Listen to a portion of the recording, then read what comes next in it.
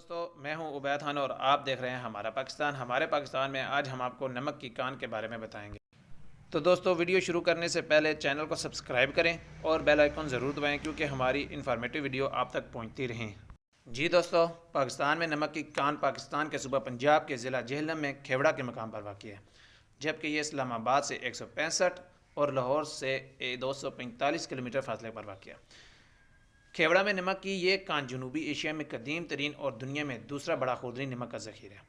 اس کے متعلق کہا جاتا ہے کہ جب سکندر اعظم کی فوج ضلع جہلم میں داخل ہوئی تو فوج کے گھوڑوں نے پتھر چاٹنا شروع کر دیے، اور جب فوجیوں نے حیرت سے پتھر کو دیکھا اور ٹیسٹ کیا تو وہ نمک پایا۔ اس طرح یہ نمک کی کان دریافت ہوئی۔ اس کے بعد اس کو مقامی راجاؤں نے خرید لیا اور قیام پاکستان تک یہ جنگجو راجاؤں کی ملکیت رہی۔ جی دوستو، کھیوڑا کی نمک کے کان کا موجودہ نظام چودھری نظام علی خان نامی انجینئر کا بنایا ہوا ہے، اور یہ کان زیر زمین 110 مربع کلومیٹر تک پھیلی ہوئی ہے۔ نمک نکالتے وقت صرف کان میں سے 50% نمک نکالا جاتا ہے، جبکہ جو باقی 50% نمک ہوتا ہے اسے ستون کے طور پر اور دیوار کے طور پر کھڑا رہنے دیا جاتا ہے تاکہ باقی کان مدھم نہ ہو جائے۔ تو دوستو، کان کے تمام حصوں کی مجموعی لمبائی 40 کلومیٹر ہے اور یہ 17 منزلہ ہے، جس میں سے سیاحوں کو صرف ایک منزل پہلی منزل میں جانے کی اجازت ہے، جبکہ باقی میں سیاحوں کو جانے کی اجازت نہیں۔